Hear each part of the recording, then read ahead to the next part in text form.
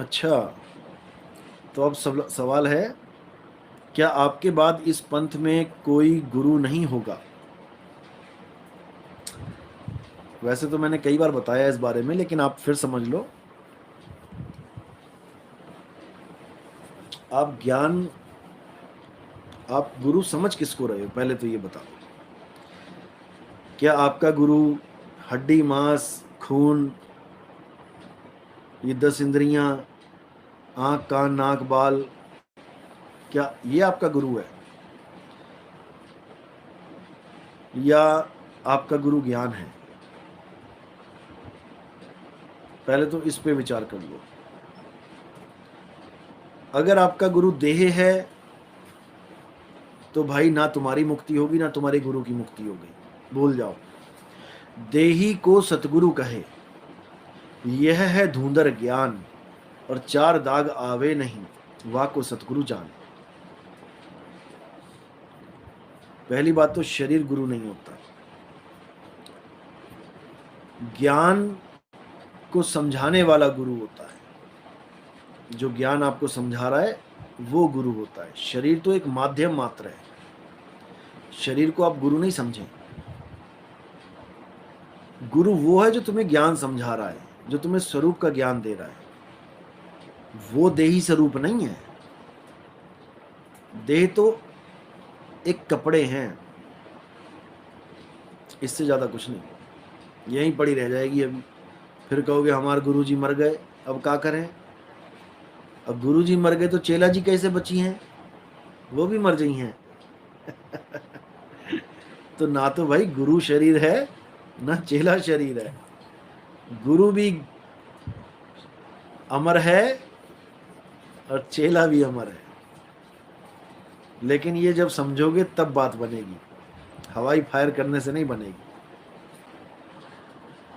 तो बात ये है कि हमारे बाद इस पंथ में कोई गुरु आएगा? उसका जवाब है नहीं, कोई गुरु नहीं आएगा। कोई गुरु का मतलब हो गया, कोई गुरु आने का मतलब है कि कोई और ज्ञान आएगा, क्योंकि ज्ञान ही गुरु है। अरे भाई, जो ज्ञान तुम्हें दे दिया ना, it is more than enough. इतने में तो तुम गंगा नहा लोगे, और तुम नहीं, आने वाली पीढ़ियां नहाएंगी। समझे? ऐसे ही नहीं संतों ने बोल दिया कि ऐसा ज्ञान चलेगा सहस्त्र वर्ष तक। ये तो हमने कह दिया सहस्त्र वर्ष तक, जैसे हम कहते हैं हाँ हाँ हजारों साल से। हजारों साल का मतलब ये नहीं होता है 1000 ही साल होते हैं। ये ज्ञान बहुत आगे तक जाएगा और फिर किसी और ज्ञान की जरूरत नहीं पड़ेगी। बाकी जितना भी ज्ञान है ये सब मिट्टी में मिल जाएगा। मिट्टी में मिल जाने का मतलब ये नहीं कि खत्म हो जाएगा। अगर आपके शहर में कोई पीएचडी का कॉलेज खुल जाए तो इसका मतलब ये नहीं कि शहर से दूसरी 5वीं 7वीं खत्म हो जाती है। इसका मतलब ये होता है कि सब बच्चों को पता लग जाता है कि दूसरी 5वीं 7वीं 10वीं 12वीं की हद कहां तक है और ये कॉलेज कहां की बात कर रहा है, ये पता लग जाता है। उसके सामने सारे नतमस्तक हो जाते हैं। इस ज्ञान के आगे जितने भी ये ढोल बज रहे हैं ये सारे शांत हो जाते हैं। जंगल में देखो कोई चिड़िया चाय चाय कर रही है, कोई गीदड़ रो रहा है, कोई कुत्ते भौंक रहे हैं, कोई सियार रो रहा है, कई आवाजें आ रही हैं, लेकिन जब सिंह दहाड़ता है तो सब शांत हो जाते हैं, जगह ढूंढते हैं कहाँ घुसें कहाँ भागें। तो ये ज्ञान बिल्कुल उसी तरह है।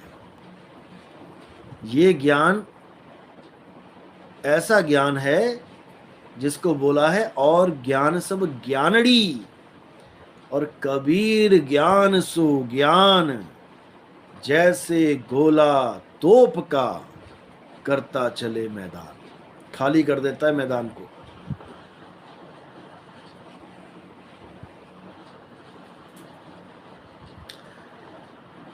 तो इसलिए ये ज्ञान अनमोल है। मेरे बाद कोई और नहीं आने वाला इस पंथ में। ये जो 13वां पंथ चल रहा है, हाँ 12.5 पंथ में दुनिया भर के आते जाएंगे, जाते जाएंगे। 12.5 पंथ आपको पता है क्या है? 12.5 पंथ मदन साहिब का ही पंथ वो वाला पंथ है जहां पर ये लोग आके पुजारी बैठे हुए हैं। आ बंदगी, जा बंदगी, खा बंदगी, जहां पर ये दिखाई दे जाए आपको समझ जाना वो 12.5 पंथी है। और ये 12.5 पंथी जो हैं ये 13 पंथी से नफरत करेंगे, याद रखना। 13वां पंथ मदन साहिब का ओरिजिनल पंथ है, गुप्त ज्ञान है जो कबीर साहब ने मदन साहिब को दिया था।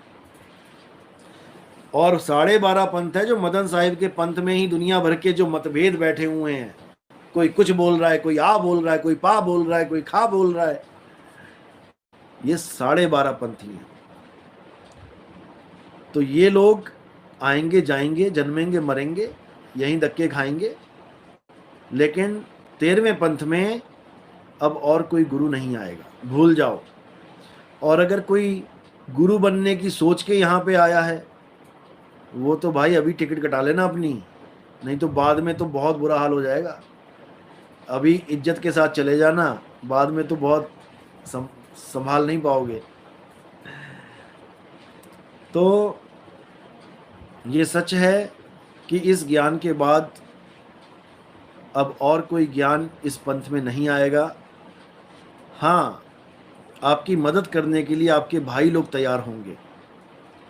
आपके भाई यानी कि हमारे ही शिष्य, हम उनको ऐसा गाइड करेंगे, ऐसा तैयार करेंगे कि वही आपकी मदद करेंगे। अगर आपकी कोई शंका समाधान है तो वो आपको पूरा गाइड करेंगे। उसके लिए ऐसे नहीं कि हवाई फायर हो जाएगा कि हाँ कोई भी उठ के आ गया, मेरे साथ कोई फ़ोटो दिखा दी किसी ने कि मैं गले मिल रहा हूँ, मैं उसको जफ्फी डाल के खड़ा हूँ कि हाँ देखो नितिन दास ने मुझे कहा था, जैसे बाकी पंथों में हुआ है। कोई ड्राइवर ही गुरु का सारा खजाना हड़प के बैठ गया कि भाई गुरुजी के साथ ड्राइविंग करता था, गुरुजी ने मरते मरते मुझे आदेश दे दिया। अब कोई ना वहाँ था, ना कोई है, ना होगा, और बस हवाई फायर कर दिया कि हाँ गुरुजी ने मुझे आदेश दिया है कि तुम मेरे वारिस हो, सारी प्रॉपर्टी अंदर। ऐसा कुछ नहीं होने वाला, याद रखना। ना ही ऐसी कोई चाल चलेगी किसी की। अगर मेरी फ़ोटो कोई दिखाता है कि मैं गले लगा रहा हूँ, मैंने कंधे पे हाथ रख दिया उसके और मैं बड़ा उससे हंस के बात कर रहा हूँ, और ये फ़ोटो दिखा के आपको कोई कहे कि नितिन दास ने मुझे आदेश दे दिया है कि तुम नाम दीक्षा करोगे, ऐसे करोगे, वैसे करोगे, बिल्कुल नकार देना उसको। मैं किसी फ़ोटो वोटो के सहारे नहीं उनको छोड़ के जाऊँगा। बाकायदा उनको एक प्रमाण पत्र मिलेगा, सब कुछ उस पर लिखा होगा। हमारी जो संस्था हमने बनाई है उस संस्था का सर्टिफिकेट होगा, ऑथराइज्ड बंदे होंगे जो आपको पूरा गाइड करेंगे सही तरीके से, और ये क्रिया होगी, बिल्कुल करके जाएंगे। ये भी बहुत बड़ी सेवा है, लेकिन वो आपके गुरु नहीं होंगे, आप उनको गुरुजी नहीं कहेंगे, ये याद रखना। वो आपके भाई होंगे। कहें कबीर सुनो भाई साधो, वो ऐसे भाई होंगे जो आपको साधना करना बता देंगे। हालांकि बताना मैंने ही है सब कुछ, लेकिन जहां पर आपको कोई दिक्कत आएगी आप उनसे गाइडेंस ले सकते हो, पूछ सकते हो। एज ए गुरु भाई वो आपको बताएंगे। वहां पे आपको चरणामृत नहीं लेना किसी का, वहां पे आपको आरती नहीं करनी किसी की, आपने केवल गाइडेंस लेनी है। तो इस चीज को दिमाग से निकाल दो कि कोई अगला कोई इसको कार्यभार को संभालेगा। कार्यभार तो परमात्मा संभालेगा। नितिन दास तो मोहर लगा रहा है केवल, जिस पे मोहर लगती जाएगी उसकी टिकट पक्की होती जाएगी।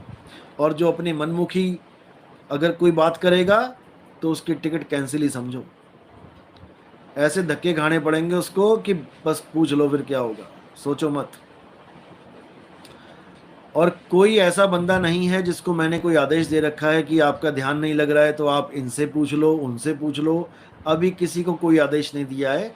अभी तो सबकी परीक्षा चल रही है, अभी सबकी परीक्षा चल रही है। 2023 के बाद रिजल्ट आएगा, तब देखेंगे कौन क्या है, कैसे है। जिस पर मालिक की दया होगी उसको चुना जाएगा आप लोगों के लिए। क्योंकि जहाँ पर मैं नहीं पहुँच पा रहा हूँ या आसपास जैसे, तो बताया जाएगा क्या करना है, कैसे करना है। क्योंकि कई जगह ऐसे भी हैं जहाँ पर कोई चरणामत ले जाता है, हमारा कंठी ले जाता है, फ़ोन पे ही ऑनलाइन दीक्षा दिलवा के कंठी धारण करवा देता है। ये ड्यूटीज़ दे रखी हैं, मैंने दी हुई हैं कईयों को, क्योंकि मेन मुद्दा है भक्ति करना, और भक्ति करवाना जो है हमारा संकल्प है। भक्ति करो और करवाओ, तो आगे सारा सिस्टम बनेगा, आप उसकी चिंता ना करें। 10वीं पातशाही जब चले गए थे तब उन्होंने कोई गुरु धारण नहीं करवाया, किसी को गद्दी पे नहीं बैठाया, तो क्या उनका पंथ खत्म हो गया? ऐसा नहीं होता। ज्ञान गुरु है, उन्होंने गुरु ग्रंथ साहब को, उसके ज्ञान को गुरु बोल दिया कि सब सिखन को हुक्म है गुरु मान्यो ग्रंथ। ग्रंथ का मतलब कोई किताब नहीं है, ग्रंथ का मतलब है उन पातशाहियों की वाणी। उस वाणी को पढ़ो, समझो और उस पे आचरण अपना रखो, वैसे करो जैसे वो बता रहे हैं, तुम्हें किसी की जरूरत नहीं पड़ेगी। ऐसे ही इस ज्ञान में, मूल ज्ञान में जो है, आप सत्संग सुनो, आपको खुद ही समझ में आने लग जाएगा कि क्या है क्या नहीं है। बाकी कैसे जुड़ना है वो सारा मैं आपको समझा दूंगा। नाम दीक्षा का सारा सिस्टम बना देंगे कि कैसे क्या होगा, आगे से आगे बिना मेरे ही काम चलेगा, आप उसकी चिंता बिल्कुल मत करो।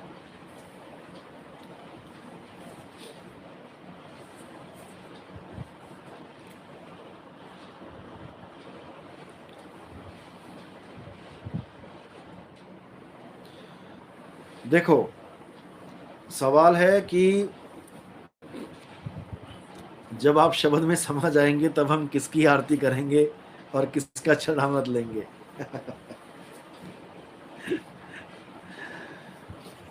फिर समझ लो, आरती होती है शब्द गुरु की। शब्द गुरु वो होता है जो प्रकट होके ज्ञान देता है। ज्ञान तो सारे दे रहे हैं, ज्ञान तो हर गुरु दे रहा है, लेकिन शब्द का ज्ञान नहीं दे रहा है, यानी अपने स्वरूप का ज्ञान नहीं दे रहा है। इसलिए अगर आपने उनकी आरती कर भी ली तो क्या मिल जाएगा आपको,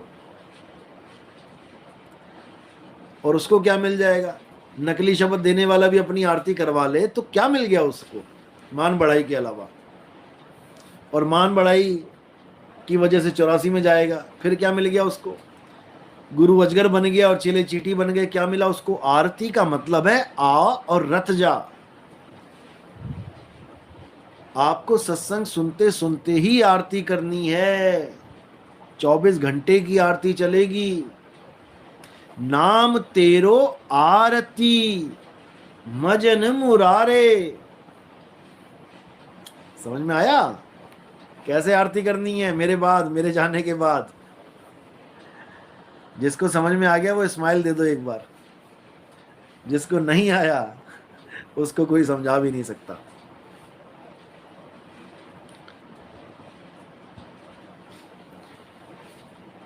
अगर कोई चोरी से ये जान ले कि आप ध्यान साधना क्या देते हैं और वो बाकियों को देने लग जाए, ध्यान देना शुरू कर दे, तो क्या शब्द गुरु प्रकट होगा? ये तो आपने बहुत गजब की बात पूछ ली है। नकली नोट